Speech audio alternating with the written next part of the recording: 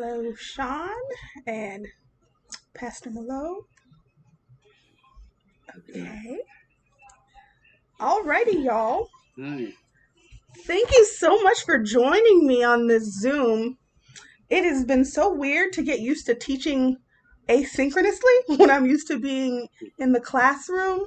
Um, and it's so weird to have a delay in discussion, right? And we're all kind of wanting to respond to one thing and then you might get lost in the shuffle. So I thought it'd be kind of fun for us to just talk trauma for Mhm. for just a little bit and to talk about some questions that are coming up, thoughts that you're having. I'm loving reading your reflections and the forum posts are so rich and so full of wrestling, and I can tell that you're really diving into this. So I thought it would be fun for us to just talk together. So if you have any questions or if questions come up while somebody else is speaking, go ahead and type them in the chat so you have a record of them and so we don't get confused or lost. And yeah, so was there anybody that had a burning question or thought that they wanted to share?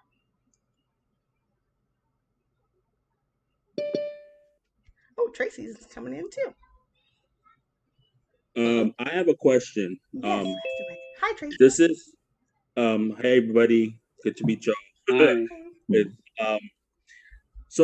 um, and something I've been kind of wondering because I don't know, for some of the posts that you guys have read, some of mine, you guys know I was in the military and in law enforcement, and recently I went to go back to visit my old boss at the police department at UCLA, and he told me that there's 1 in 4 students who have a psych profile at the school, undergraduates. So out of 26,000 students, that's a lot. So almost 25% of the school population. And so, we're just kind of talking and discussing.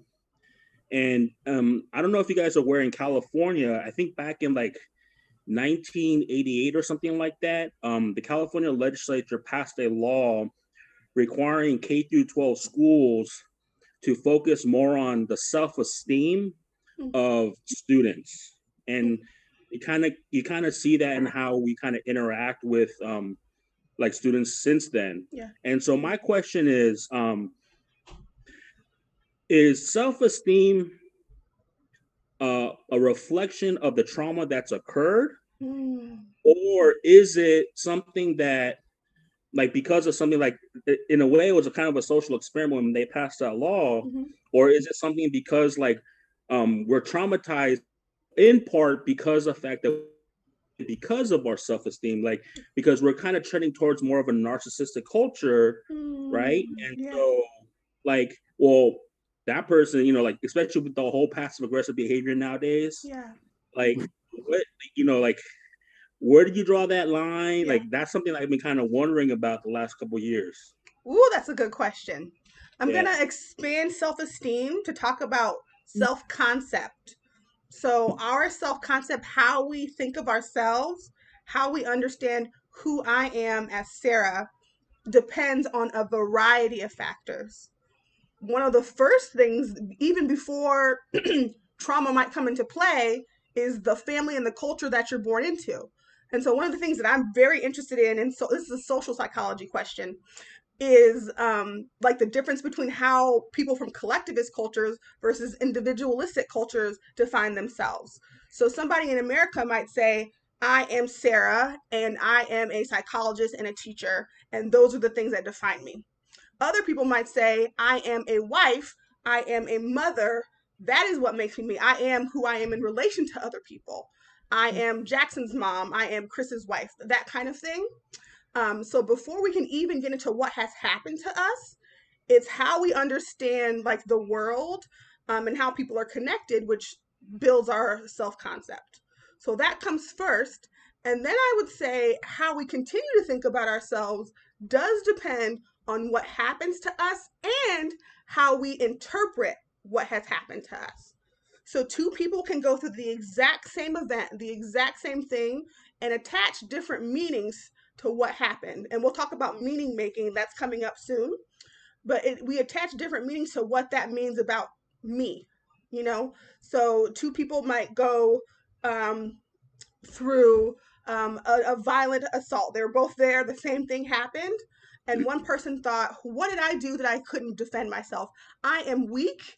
I should be more of a man. I can't believe that that happened. Another person might say, I hate that that happened to me and it will never happen to me or anybody else around me again. Right. And so those are two very different things that have likely been influenced by what came before them, their culture, and how they understand themselves. Other resiliency factors, like messages they've gotten about themselves and about their capabilities and about their efficacy, and just differences in how people process events that are still unclear to us. We don't know, and we can't label every single thing that happens in our brains. I went to a neurologist recently and I asked a question. And they were just like, I don't know.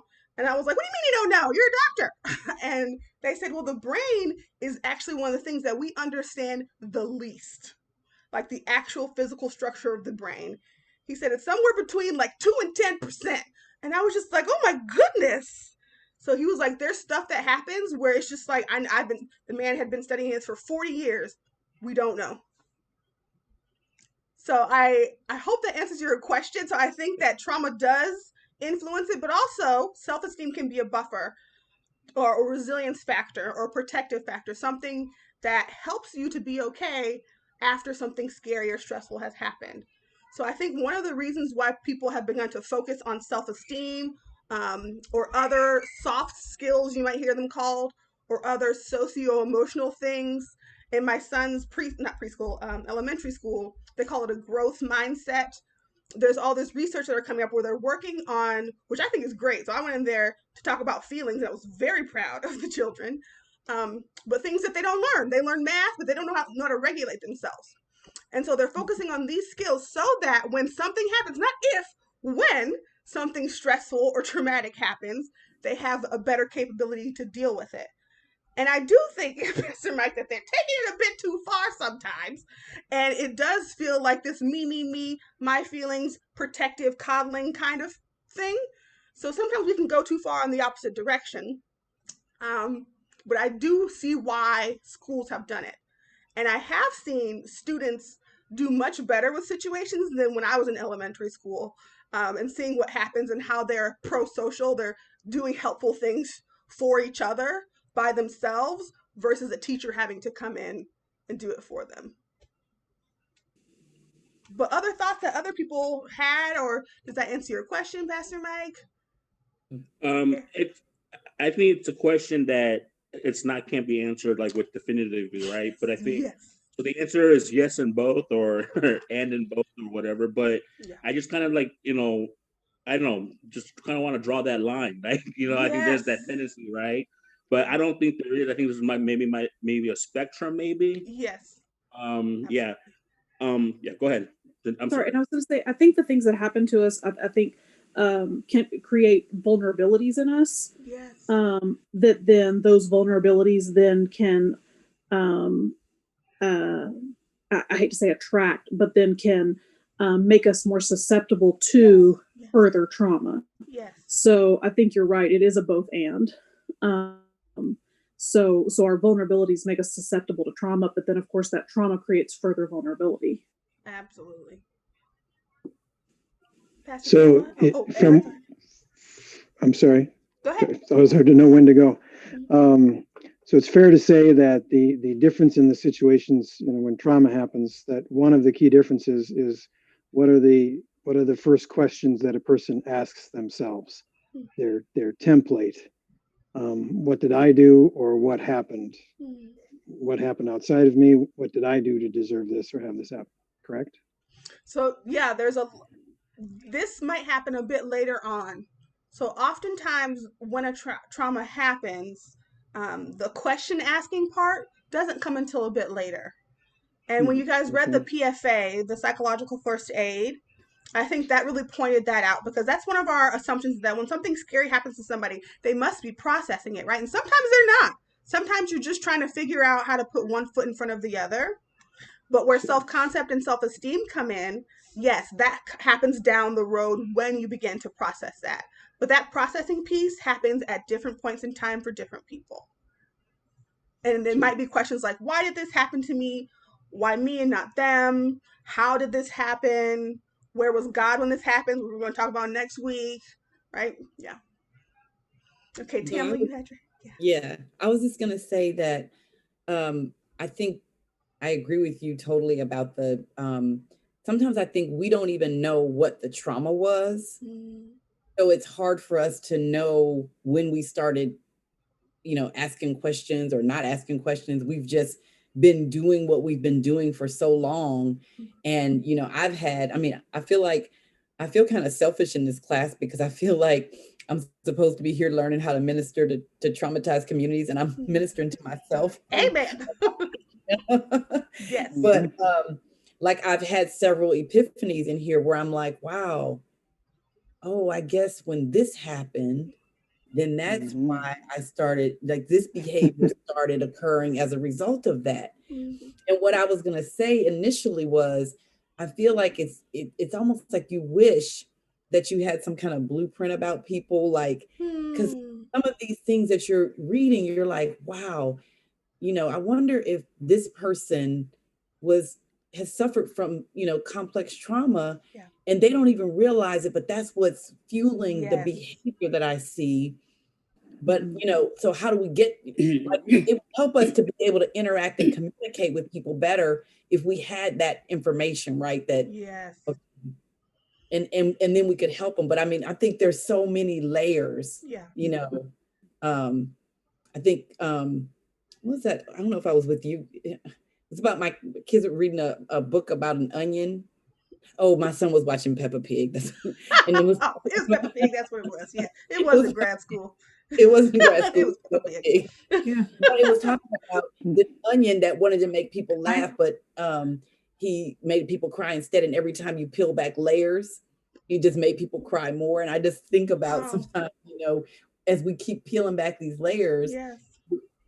to get to the core of what it is. And so Yeah. sometimes with people, they couldn't even handle at all at one time getting to whatever Yeah. it is at the core. Yeah. So anyway, that's all. I love what you were saying, I Pastor Tamla, because I feel like that is one of my hopes. And there's this article that I read. It wasn't, I need to find it. It wasn't like a scholarly article. It was a random article that I loved. And it talked about, like, what if we looked for people's trauma, like in our hearts? We didn't go digging through their business. But what if Right. we, in our hearts, assumed that they have had something traumatic happen? And we looked for the signs that you all are learning, looked for those signs of trauma, and then dealt with them as traumatized survivors and not necessarily like the behaviors that we might be seeing, which might be ugly. Right. Mhm. And that was something that like was one of the break my heart open. Was like, yes, this is what I want for the people of God. I want us to be able to look for the trauma Because we and don't to need to know the hold. details. Say that again. And because we don't need to know the details. Exactly. To look for it and then to hold it in secret. Because sometimes, like you were just saying, some people might not be ready to go there, and that layer is not ready to be peeled off. It is way too raw. It's not safe for a variety of reasons. We can respect that and still hold in our hearts. I know something has happened to you. I don't know what it is. I don't need to know. And sometimes that can be so healing for people, for you to say, I don't even need to know what happened. I can tell something happened and I will love you through it. I'm here. I'm here with you at your Yeah. pace to go through this. I wanted to So, react to something that Tamla said, is that blueprints. As a mom, I've seen that our kids, we model self-esteem, or we model self-concept, mm-hmm, and also kids don't listen to what we say. They look at us. mm-hmm, um, and so I think kids or young people are also influenced. mm-hmm, If we, so I think that's also a way that things are passed on. And also what you said is that I feel like I'm in this class for me. I've learned with this type of classes that, if we understand the trauma in ourselves first, then we understand it in others too, and we get that compassion that we need. mm-hmm. Yeah. It's a My, ripple, a nice trickle down effect, but not economics. A triple down traumanomics, if you I will. have I have a Jonathan. question. Yes, When please. you talk about the lag between the trauma incident and the questions that pops up, how significant is that time lag in terms of a healing process? Is like, is it the longer the questions appear, the harder to be healed, or is there a correlation between those two? That's a really good question, and I think that there is no direct correlation. I think there are a variety of factors that impact the delay between when a trauma happens and when you process it. Sometimes you'll have incidents where a trauma will happen and you will actually be okay, and then the trauma will become activated. You'll develop like a delayed traumatic stress response. The place where I've seen this the most in my own practice is with women who become mothers. And so they'll be fine, for like actually fine, not like suppressing things, but wasn't it wasn't intruding into their minds, it wasn't actively remembered. And then they have children, and child stuff comes to the surface. It just springs to the surface. All those childhood wounds, all the things that happened to you, come up really quickly. And if there was trauma that happened in that period, then it will come up. And so that's can be a decades long delay, and it's not necessarily a problem when they choose to deal with it, right? So maybe it Mhm. comes up and then they deal with it, and it no longer interferes with their life. They're able to integrate that experience into their life and integrate that pain into their story. I think what makes it more difficult is when there are things on top of the trauma. And let me kind of clarify what I mean by that. So, when the trauma happens, you have the traumatic event in and of itself. But when there are other contextual things that bury the trauma or that make it more difficult for you to engage with or talk about, those kinds of delays, I think, this is my personal opinion, I think are more of a hindrance towards healing. So when you have things like you were explaining where you don't have space in your church to talk about and express the trauma, that's something Mhm. on top of the trauma. Or perhaps like the women that Desiree works with, they have the trauma and then they have to deal with the legal system and have to deal with actually finding safety. They don't have time to talk about to deal with that trauma to feel safe enough physically, emotionally, psychologically. Those things might delay the trauma, but it's not necessarily a temporal relationship, like a time Mhm. issue. It's a content and context issue, I think. Does it vary according to the type of trauma? It will vary across a variety of factors. I'd be really interested to read some research about if there's any kind of, I'm not aware of any, but there very well could be. Researchers research a whole lot of stuff. I'd be very interested to know if there were any temporal type relationships between the type of trauma. I know about severity in type, but I don't know about time in type. Pastor Tracy. Hi, I have a question, Dr. Sarah, about how we minister to people who've experienced, whole groups of people who've experienced systemic oppression. Whether we're talking about Black people, where, and there's been a lot this year in the Black Lives Matter movement, or whether we might be perhaps let's say we were ministering in India, in which there is a caste system, and you're ministering to a whole group of people who've experienced systemic oppression, or what I feel like we're ministering to a whole gender group of women that have experienced systemic oppression for hundreds and hundreds of years. How do you minister to a group of people like that? And within that group, of course, some people will be quite traumatized, others will be resilient. But, what can you do when you've got a whole group of people who've experienced systemic oppression? I love that question. And I'm going to say something a little bit radical, but I hope you'll take it. I think the best thing that we can do when we are trying to heal systemic trauma is to try to heal the systems that created it. So, in addition to working with individuals, the best thing you can do for my black behind is also go out there and fight the system that is actively oppressing me, because I can be healed as the day is long. But if there's still problems out there in the systems, it's a drop in the bucket. And so I would. I think that's very difficult. Say, for example, take the women question.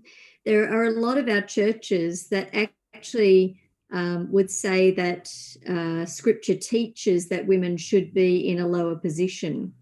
So that makes, trying to heal the systems that have created a problem very difficult in the church. And it's probably why a lot of people outside of the church won't take us seriously on this issue. Yeah. And so I'm saying that healing these systems is not easy work. It is not present only focused work. It is not quick work. And it's not always huge work. There can be little ways that we start to dismantle systems. The first and the easiest thing we can start with, the first two things, are our language, how we talk about things, and our presence. So in the context of women in ministry, where there are denominations where that's not okay, and if this is something that you're actively trying to heal, maybe it's not, and then it's not an issue. But if it is something that you're trying to heal, your very presence perhaps on the podium could be an act of radical expression. Here I am in the microphone. The first time I went to a church in St. Louis where I went to college, and there was a female pastor, and her husband like sat down, like let her up there and then sat down. And I had never really seen a woman in that position, and it was so powerful for me. Just that tiny act of him leading her up there and then sitting down. That was very transformational. These tiny little things. So starting with our language and then what we show in the churches. So that's on a systemic level. And when we're working with people on an individual level, because I want us to do both. I really want us to work against the systems to do real, true healing. But when we're working on an individual level, hearing the full breadth of their story is really, really important. And then I have found, especially in churches specifically, that an apology on behalf of the church from any kind of member who represents the church can be extraordinarily healing. A system did the damage, and a representative of the system can apologize on, even if it wasn't this system, if it wasn't this church, but a representative of the system can apologize. And that might not be all of it, right? But that can be part of some things that I've seen help systemically in churches. Thank you. I was just going to say that even happens on national level. For example, with Congo, where the former King Leopold in Congo in Africa had child labor there, bonded slavery, and a lot of kids died. And recently, the government of Belgium decided whether they're gonna express regrets or make apologies. So it's even on that level, there are those discussions. Yeah. Thank you. Tamla? I was just going to say, I feel like also those people that are in positions of perceived or real power, speaking up. I had, after the murder of George Floyd, one of my colleagues called me, and we've had many discussions. I know his heart on these issues. And so he wanted to talk to me. He wanted to know how it felt as a mother of two boys and how he was praying and concerned about me or whatever. And, letting me know where he stood. And I said, I appreciate that. But what I would appreciate more is that you tell other people how you feel. Yes. I said, because you can go into rooms that I don't get to go in. Yes. And people will hear from you what they wouldn't hear from me. Yes. I said, so you need to be a voice. If you feel this way, you need to say it in rooms where it might not be comfortable, but rooms that I never have access to. And I feel like that can be true about any systemic situation. If women in ministry, I'm blessed to be at a church that recognizes women in ministry and have had the example of many powerful women come into our church. But one of the things that my pastor used to do when he would preach at this church that did not recognize women in ministry, but he would have us all come. He would say, everyone from your Wheeler, stand up. We would all stand up, the whole congregation that was there. And then he would say, now everybody except for the minister, sit down. So that way, if he had said, can all the ministers stand? We would have like, well, we know they don't recognize ministers. Should we stand up? We don't know. Yeah. Well, he had us all stand up, and then he knew we wouldn't sit down because he had us standing up. So we stood up. So then they were able to see. And whenever that person comes to our church, now many people have said, well, why does he keep inviting him or going to his church? But I think sometimes in order to affect change, you have to include people and model something for them. Yes. So whenever that guy is in our pulpit, there's always a woman on pulpit doing something. Wow. She's reading scripture. She's a part of that podium experience. And we have plenty of men too. We have a lot of women, but we have men. He could not have women in the pulpit if he wanted to on the times when I was there. Without, always there's a woman in the pulpit. So, I think there's ways that people that have power can affect change. And it's an overwhelming thought. It's an overwhelming thought to think about systems. How am I going to dismantle a system? But every single one of us here has a degree of privilege. We have educational privilege. We have financial. We have lots of degrees of privilege in this video chat. And so we have more than somebody else. And so we can be a voice for the voiceless. And we can look around and say, who can I tell this to? Or if my voice isn't the voice that needs to be heard, whose voice is better? Whose voice do they need to see? Who can I bring in here instead? Tamla, like you're right about it's great when you're in a church that actually does treat women equally, but it's not enough. It's kind of like saying it's like a black parent saying, "Oh, I'm fortunate because I'm at a school where my kids are actually treated well," but it doesn't change the system that's creating problems for literally, hundreds of thousands of people in that group. So, I would say for several decades was satisfied to think, well, I can do my ministry and I have a degree of influence and the people around me are supportive. But now that I've got two daughters as young adults, I'm more concerned that the world they live in treats them with equality rather than just my church or Pastor Mike? Yeah, I want to second that because I think Petra brought up the fact that how do you deal with that in the caste system, right? It's one thing to do it in the Western culture, but you're gonna have a society like in East Asia, in South Asia, whatever, where you have these caste systems or whatever, where you're not able to. You can't be economically mobile, socially mobile, whatever, and it's great. I'm not saying those things are wrong or bad, but to echo Tracy's point, how do you affect change on a greater scale like that when literally over millennia, that's the way it's been? We're not talking hundreds of years, we're talking like thousands of years where that's how it's been. And how do you change that mindset? So that's kind of what we face here in the Asian church or the East Asian church. So it's not, you can talk about Chinese church, Japanese church, whatever. Those are a lot of similar situations. It's not necessarily a caste system, but it's more Confucian, right? Yeah. So that's the overarching system, because I've been dabbling. Go ahead. Yeah, go ahead. I'd be interested to hear, so this is probably outside the scope of trauma. I'd be interested to hear what social justice and social people who study the social sciences, political freedom, and those people, what they would say about that, because I'm not sure.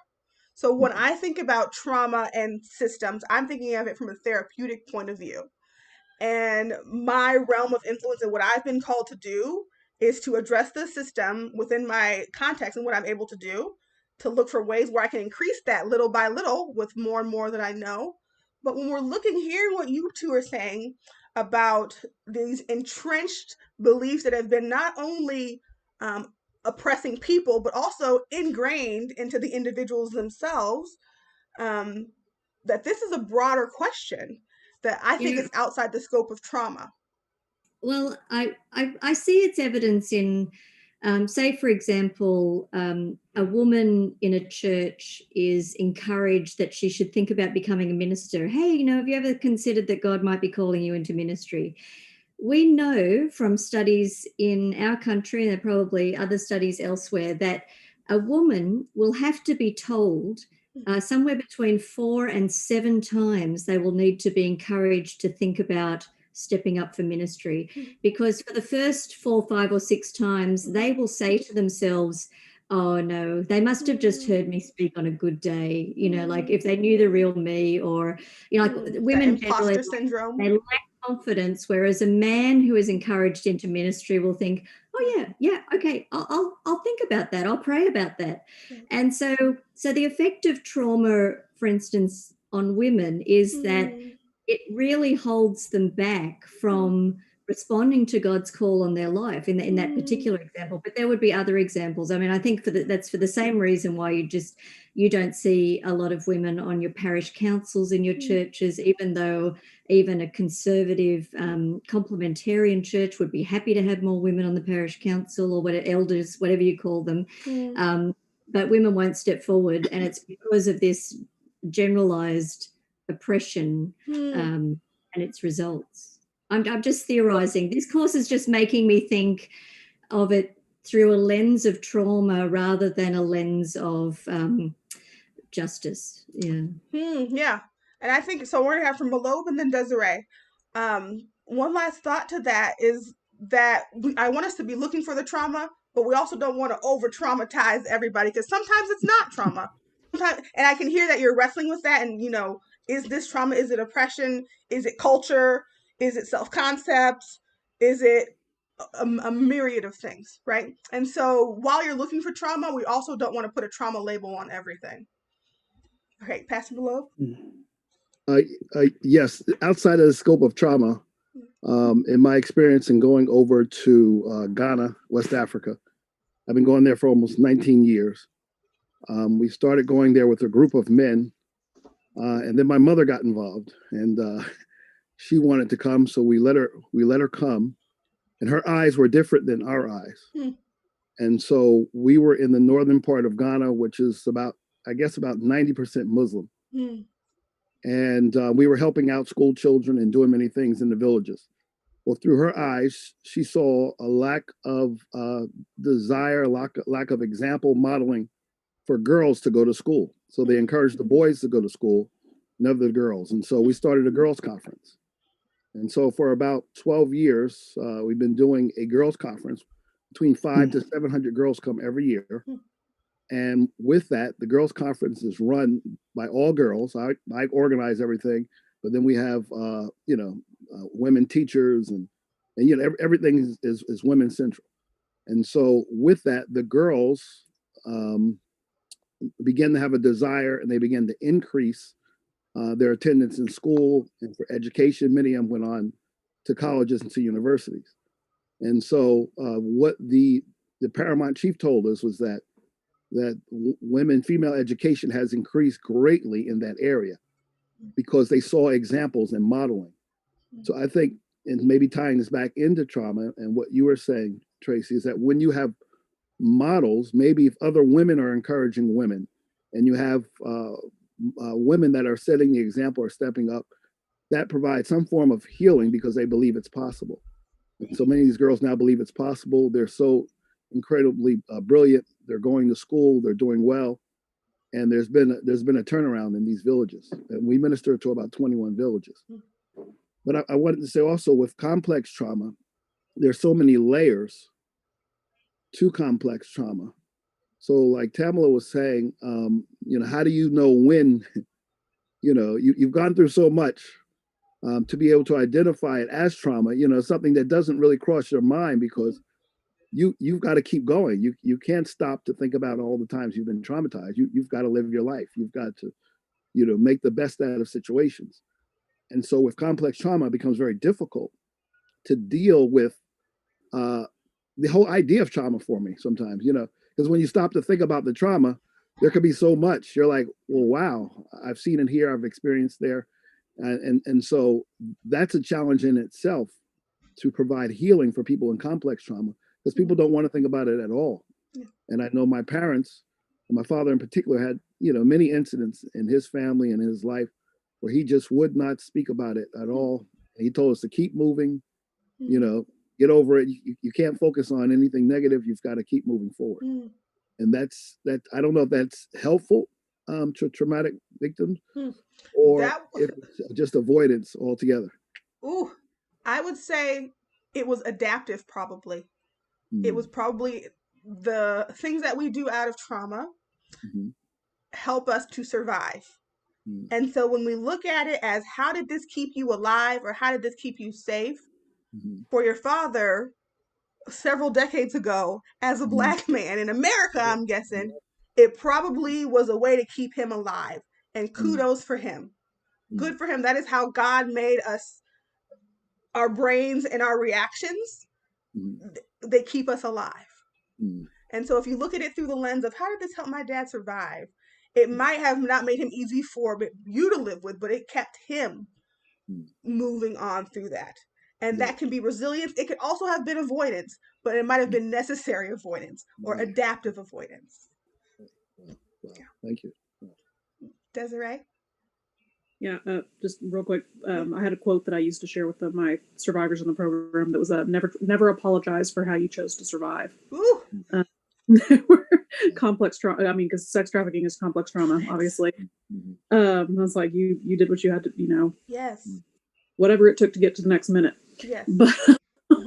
But when you refer to imposter syndrome, that's something that when I was doing some research a while back for another project, I came across an article, and especially in women, even women at the top of their professions, they interviewed women in high political positions, professional athletes, CEOs of companies. When you compare how they respond to their success versus how a male will respond, women, even these women at the top of their success will respond. Well, I just got lucky. I was in the place at the right time. It was just a great opportunity. I had a great. I think that is a way to survive too. Because if women at the top of their game actually attribute their success to their abilities or something like that, then they're usually criticized. So it's like that. We're the B word then, But it's a natural, but at the same time, at the core, a lot of times women genuinely do feel, because I've been guilty of that, and I've talked to other friends who are in their field who I've worked hard to get where I am in my field, and other people I know as well, but often will still feel like, when somebody calls me an expert in my field, I'm like, no, it feels wrong and it feels weird and it feels unearned. And that's what this article was talking about. Like, this is something that, and it's something that I think has just been perpetuated over time. That is going to be a very, very long time to set right, if that's even possible. This side of side of heaven. But to your comment on complex. Sorry, the dog's barking at himself in the mirror. That's his life. It's okay.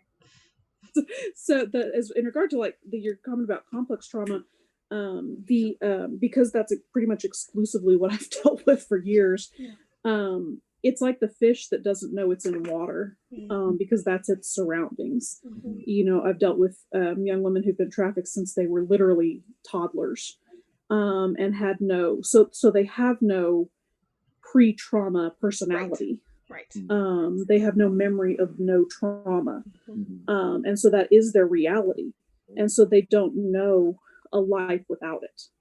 And so when you say, you don't know you're being traumatized, well, no, that's reality. Yeah. And it must be reality for everyone, because it's all you know, it's all your siblings know. Yeah. And if that's coming from your family of origin in particular, then how could you possibly know that there's anything different? It's so interesting that the reason I chose this direction, one reason is, and my story will be shared in this next part module, whatever the next module is. I forget what number we're on, but I'm going to upload my story. I don't like to say testimony because that's weird. But that was part of it. But the other part was near the end of grad school when we were presenting our lab's research, so not my research yet. And we were asking them, hi, we're the researchers and we're bringing this information back to you. What do you think about it? And we said the thing like, what can we do about this trauma? And just like blank faces, nothing. And then one person said, excuse me, miss. It was so great. Excuse me, you guys keep talking about trauma, but when nobody in my congregation call it trauma, they would just call it life. And I felt like I was punched in the stomach, and I poked my advisor and said, this is what I want to do. I want to address this question. The fact that it did not translate. Right. What is trauma? And so after that you guys read my dissertation, but I was searching for like, what do pastors do about this stuff? And how are we gonna address it? So in clinical work, even I would be asking, it was usually the Black and brown children, have you experienced trauma? And they would almost always say, no trauma over here. And they weren't lying. They just did not have a word. So then with more experience, I would go back and say, okay, let me read down this list of traumatizing things. And it would just be like, yes, yes, yes, yes, yes. Oh, yes, several times. Yes, yes, yes, yes, yes. And when you're in something, it's hard to have a name for it. When you're in that water and it's all you know, it's really hard to put a label on it. Because how would you put a label on life? How would you do that? And I would say that our roles as trauma educated persons is now to start putting labels on stuff. I picture us as going into dark room and flipping on lights, being like, there's an elephant in that corner. Did nobody see this elephant back here? and saying it out loud and being invited into places. And sometimes that radical act is transformative. Pastor Mike. Yeah. Okay, so that brings up a question of if I'm unaware of trauma because it's life, and I start labeling things and opening up people's eyes, couldn't that itself cause trauma? Oh, that's a good question. So I think that shining a light on the truth with a label with care can be healing and transformative. If you start going around and just say everything is trauma, period, and we leave it alone, that is not going to be helpful. That's going to open up a wound and just leave somebody there. But what we do is we go into rooms with gentleness and say, hey, what you experienced was not, I'm sorry that happened to you. You didn't deserve that. That is something that we would call trauma. And here is what trauma is. And something can happen about it. You don't have to live this way. When you explain what somebody's already experiencing and then put a label on it, that is the healing part. So they already know what trauma feels like. But having the name for it feels like naming a monster. I call it like the Voldemort thing, where in the Harry Potter books, they didn't want to say Voldemort's name because it was too scary. That is trauma. People don't want to, they experience it all day long. They're in the water, they're wet, but they don't have a name for it, or it's too scary to name, or they really don't even have the language, literally don't have the vocabulary to name it. So I'm just a little, psychological consultant over here. I'm not a pastor. Am not. Will never be.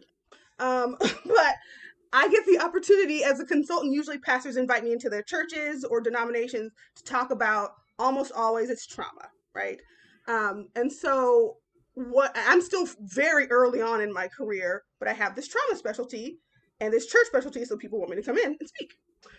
There was this very old pastor of a very old denomination. It was their like 200-year, we call that bicentennial, and he wanted me to come in, and he was gonna pay me my full rate. And he said, all I want you to say is Black people can go to therapy. And I was like, isn't there, you can speak for 2 hours, right? And should I say some more? He was like, I don't care. I just want you to say Black people can go to therapy. I was like, there has to be more, right? That's it. And so I went in there in my fancy outfit with my little notes, and the person before me said, you don't need to go to therapy. Don't you dare go to. And I was just like, the one thing he told me to say, oh, Jesus, how, Lord? Oh, he wanted me to get up on that stage. And so he talked for a very long time. People were hooping and hollering, and I was praying in the spirit, Jesus, Lord, this man gave me one thing he wanted me to say. And then I don't know what the names of these things are, but they prayed his statement into like the notes. I don't know what that means, but like what he just said, it was like, let it be so. It's in the official record now. And so I went in there and I got up on there and I started saying what I was supposed to say, because God said he told you to say it. This is the message I gave you. I gave you one drum. You beat it until you get another beat. So I went on there to say that, and he walked out. He did. He left in the middle of me talking, stormed out. But everybody else stayed. Every single other, and it was a very old church. Everybody else stayed. And then they came up and they said, thank you for saying that. In my entire 80 years of being at this church, not once has somebody talked about mental health. Not once. You were the first person we have ever heard say therapy in this church. And it was, I felt very, very grateful to be there. It was also terrifying. And it was not me. That pastor had to be the one that said, you know what? I'm going to do something's happening in this church. I'm going to do something. And the thing that made him decide, well, I'm in this role, I might as well try it. Even though the person that spoke before me was at the same level, he was in this new role. He got to say he was going to come speak, and he picked a random girl who talks about trauma. And I think that's what I'm talking about when we're talking about going into spaces and flipping on some light switches. Because people are thirsty to start naming stuff and start addressing stuff. Yeah. So I got two questions. One is, coming from a very conservative, charismatic denomination, therapy is a no-go. Yes, same. So Samesies. I mean, I'm open to therapy only recently because of the stuff that I've learned. But like they're talking about depression being demonic and all this other stuff. And so like I see both sides of it, right? Yes, like absolutely. I mean, because I see like the mental health definitely as a medical condition, but at the same time, I could see demonic forces using that as well. Absolutely. Yep. So yeah. So one, I mean, do you just go in and grad statement therapy is okay, everyone? Like it's okay to go to therapy. I mean, that's the first question. But my next question also it's kind of tied into going back to what you said earlier about naming things, right? And so maybe therapy, because as pastors, we're not we're not clinicians, right? Mm-hmm. We're not an identity, whatever that. How do you biblical the words of the very words of life to give into people to begin to maybe foster that healing on a spiritual level as opposed to the medical side? I would say that the best way for people, especially because those are the exact congregations I come from. I went recently and spoke to my congregation that like raised me as a baby. And I was the first therapist that ever spoke to them, right? Because that's who raised me. But I would say that relationship is the most important thing. So you shouldn't feel like it has to be, if you don't know the words to say, you can find somebody else who does, that they trust. And so usually finding somebody that is already in your congregation or that's connected or that you trust, that you can vouch for, those are going to be the people who are skilled in saying this. So you don't have to feel like you have to do it if you don't. have the message. If God gives you a way to say it, then that's yours to give. But ask God to give you eyes to see who's already here. Like somebody in this congregation gotta have taken, some psychology class, just numbers. Psychology is the most frequent major in America. So gotta be somebody in this, in this room or in our neighborhood that these people would trust, and use the relationship, because that will make the message more powerful. Desiree? Well, I'm a pastoral clinician as a chaplain, and I experience that people find it often easier to talk to strangers because you do, with loved ones you want to kind of spare them, or you don't want to tell everyone to for your reputation. So and sometimes it's not.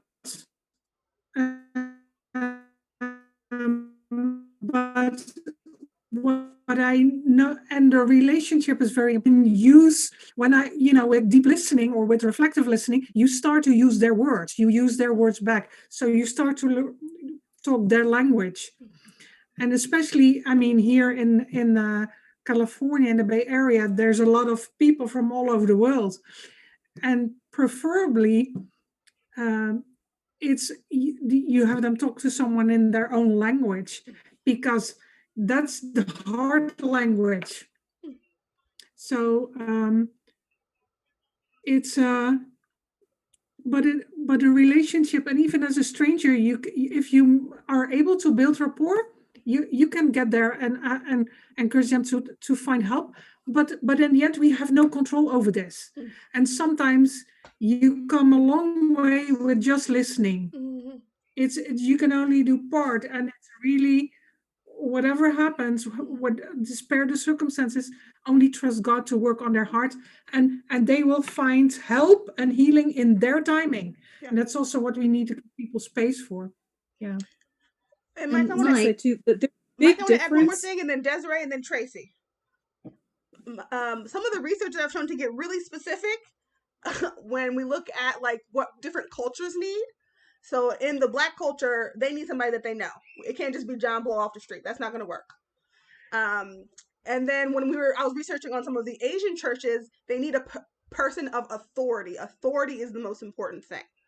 And so if you can find somebody who has the specific letters behind their name and that is familiar with the cultural context, I think that would go a long way for you in verifying and validating this person. Desiree and then Tracy. Yeah, I was just going to say there's a big difference between therapy and having a mental illness, though. And so so seeing a therapist does not necessarily make one mentally ill. So that's a big disconnect. And I think, well, and also just a big, I don't know if you do, stigma that I think it surrounds therapy is that the only people who see therapists are the mentally ill.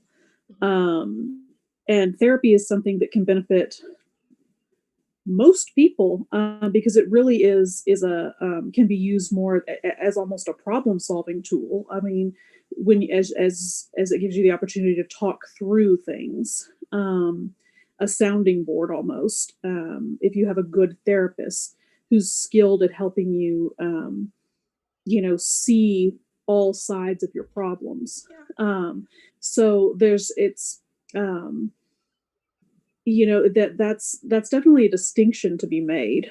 Not that there should be not that mental illness shouldn't be stigmatized either, because there's certainly that is a thing that needs to be discussed well. And if there's medical intervention that needs to be done, it needs to be done. But therapy is not does not mean somebody has a mental illness. Yeah. Calling it things like help or support. And so a lot of people aren't going to go to therapy if they don't have a problem, right? So they're not going to just go willy-nilly.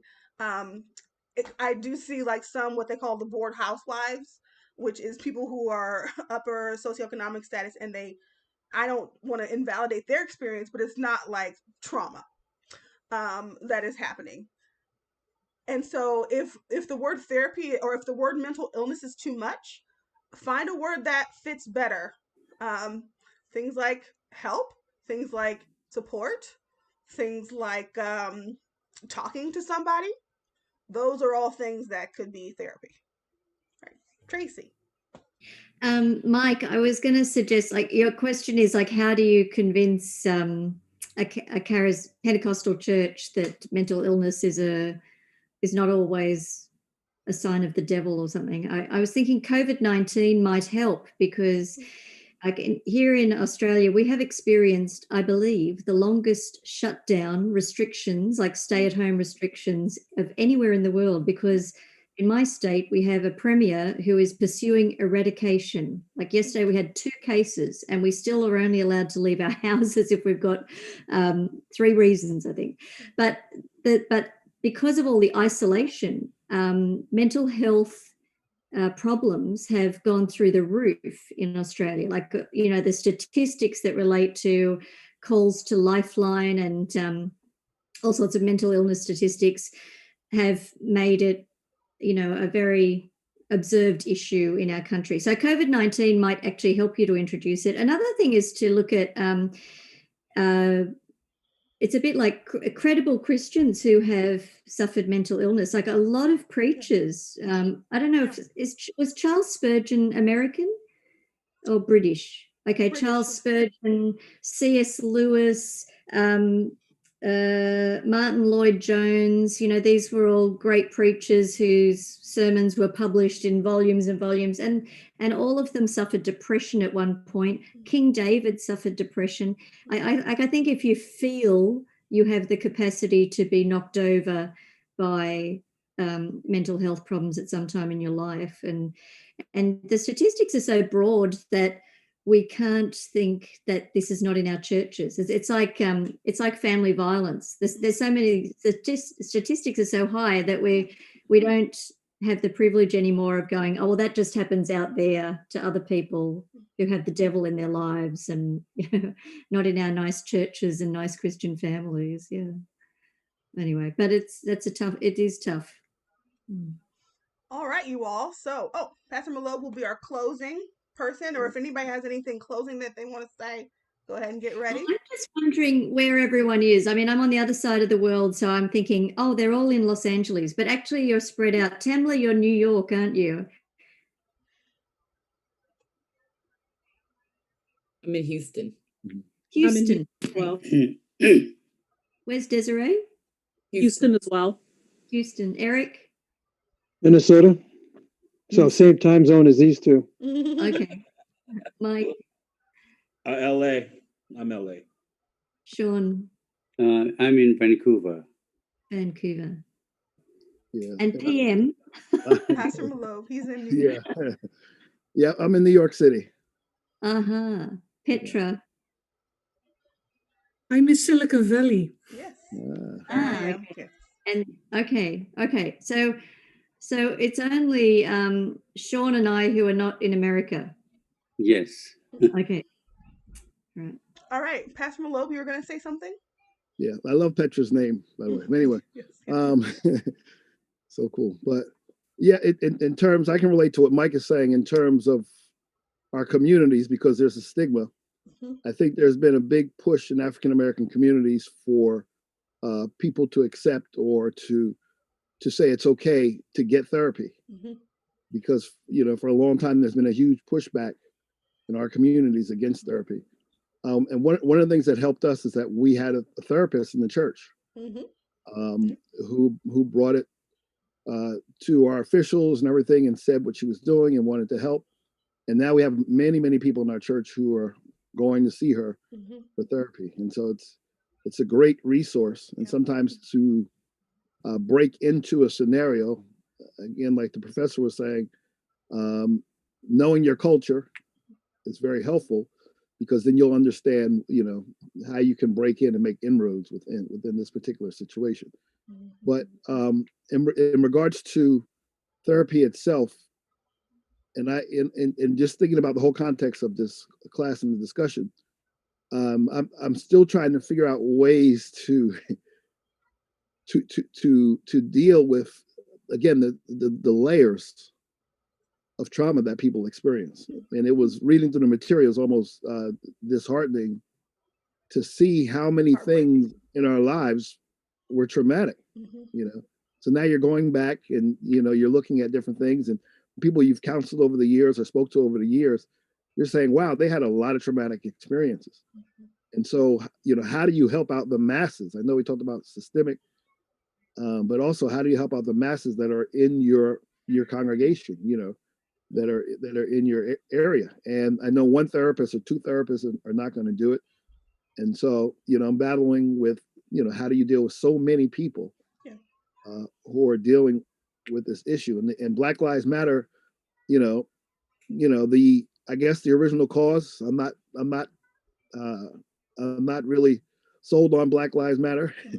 Now I'm sold on the idea that Black lives do matter, of course, but just in terms of the people behind the movement and what their agenda really is and what they're really pushing, and so that's something that, in trying to help our congregation see that yes, Black lives do matter, but you have to watch out, you know, what people are pushing within that context, and so and how they're trying to you know, open people's eyes to, you know, a myriad of agendas within there.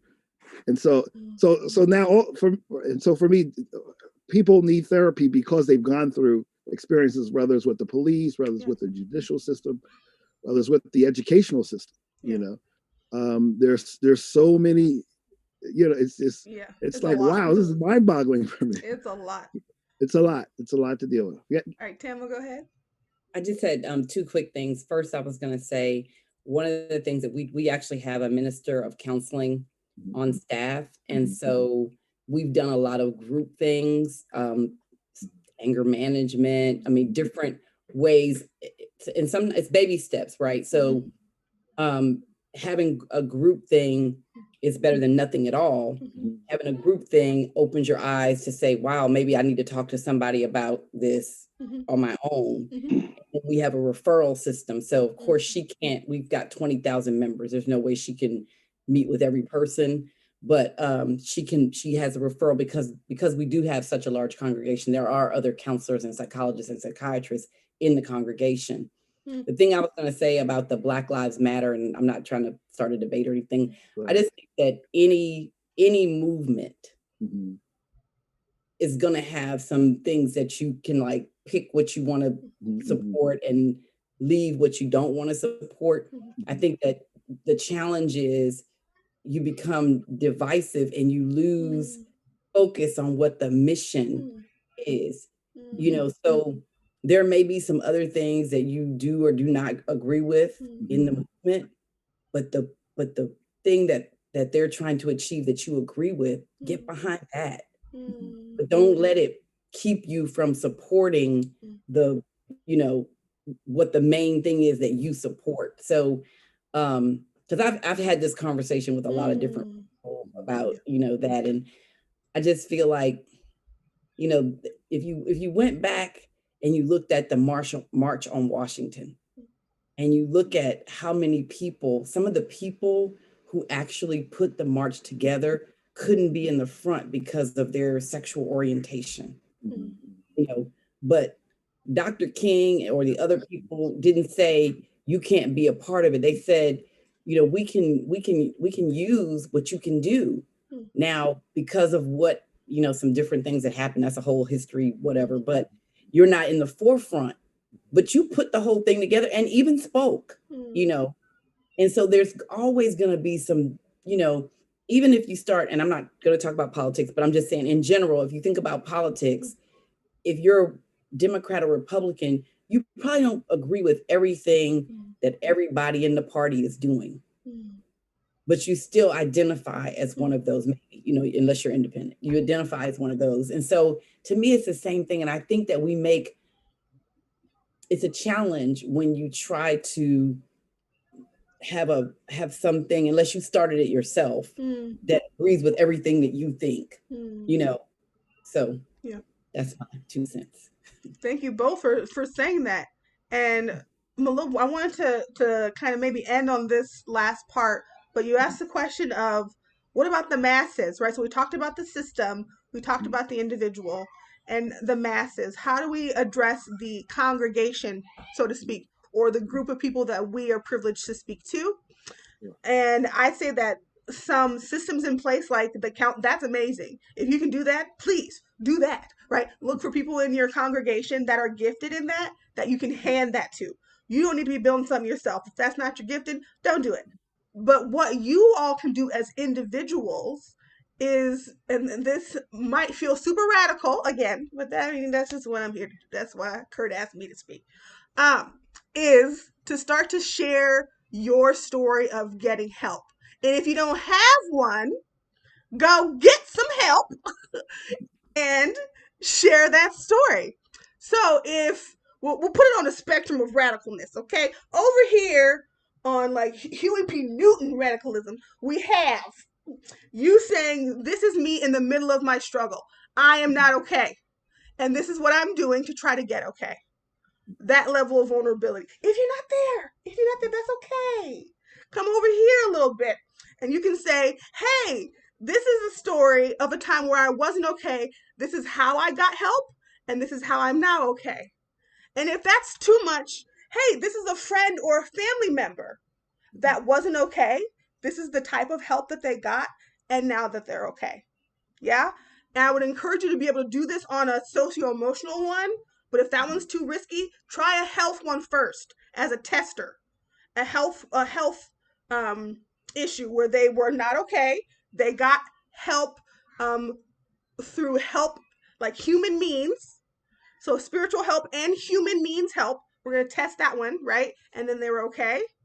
And then somebody was not okay emotionally. They went and got therapy. See if you can just throw that in there just a little bit. Got a little bit of therapy. And then they were okay. Does that make sense? So this is what the research has shown to be very, very helpful from a pastoral point of view, from a pulpit point of view. Being able to use either your story or the story of somebody else to be able to model help seeking. Model help. So we don't need to help all of them. We can't do that. But we want to show them what to do. Follow me as I follow Christ. Follow me as I go to therapy. All righty, y'all. Anything burning in the heart of anybody that they must disclose before we end? Well, I have a question, a practical one, which can be answered outside this meeting is, but some how do we get inspiration or a topic for our final paper? And so maybe you can put something out there for us. Well, I know people have been mentioning things that are inspiring them so far. And maybe we'll make this a discussion question, and we can invite people to talk about what's been inspiring them.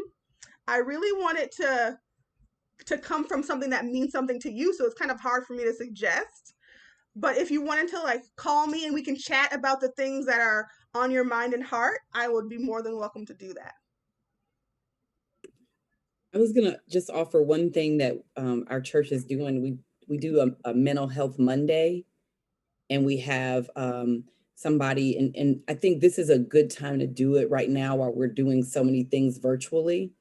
You invite someone who either is a professional in the mental health field, and or someone in the congregation that's willing to talk about the trauma that they've experienced and how they got through it.